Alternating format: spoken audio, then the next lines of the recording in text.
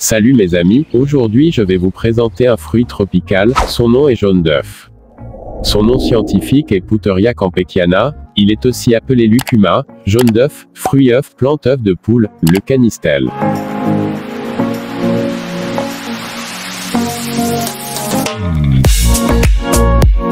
L'arbre reste généralement petit, 8 mètres, et tous ses organes contiennent un latex blanc.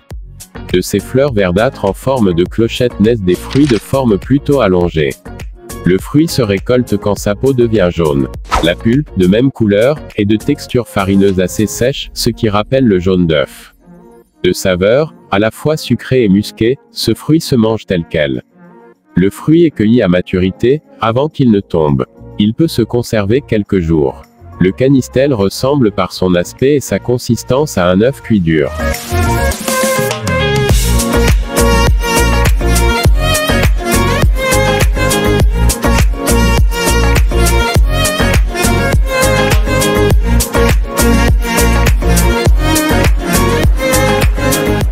On trouve Puteria campeciana sous les climats tropicaux et subtropicaux. Il est cultivé pour ses fruits comestibles et comme ombrage dans de nombreux pays d'Amérique latine. Il existe de nombreuses variétés domestiquées. Il est aussi présent, mais rarement cultivé, dans les petites Antilles et sur l'île de la Réunion. Le fruit est consommé en fruits de bouche, souvent arrosé d'un jus de citron, en salade de fruits. Il permet de réaliser des crèmes aux fruits, des crèmes glacées, des milkshakes et des smoothies, de la confiture, de la marmelade et des compotes, ainsi que des gâteaux au canistel, type cake, et des crêpes. En effet, la pulpe de canistel peut être déshydratée puis utilisée comme ingrédient dans la confection de gâteaux.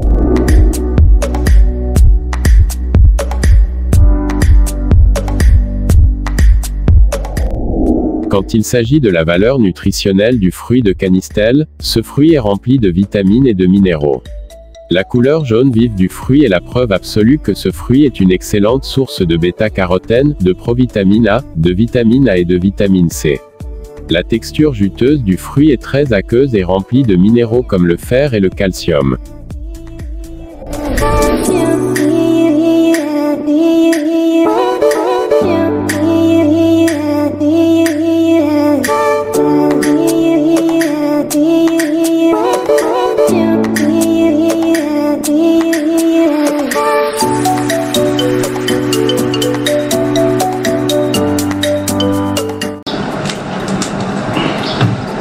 Comme vous pouvez voir, la chair est extrêmement orange à l'intérieur et c'est très colorant, hein. C'est-à-dire que s'il y en a un peu sur les doigts, si vous touchez un t-shirt blanc, il est orange, hein. Et puis il faut le mettre à la machine, sinon ça part pas, ça teinte énormément. Et sinon là, on ne le voit pas, mais il y a à l'intérieur un gros noyau, comme ceci. Quand on le goûte, ça a un goût de banane séchée. Je ne vois pas où il trouve qu'il y a un goût de jaune d'œuf. Oui, légèrement, si en cherchant bien. C'est très curieux, il y a des parties qui ont presque aucun goût, et des parties qui ont un goût de banane séchée, et là c'est bizarre, là où effectivement, proche du noyau, ça avait un petit goût de jaune d'œuf, c'est vrai. Mais enfin, très léger.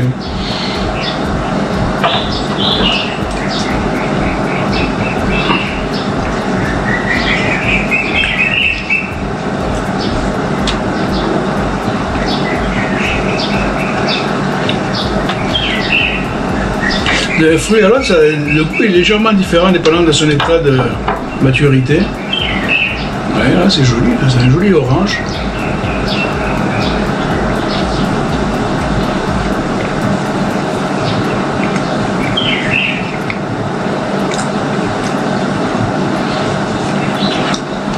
Moi je trouve que c'est une dominante qui rappelle franchement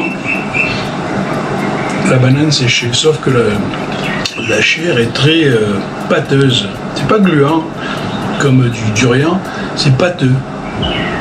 On dirait que c'est ferme et mou à la fois, c'est très curieux. Ouais, c'est pâteux. On dirait un peu les mastiques.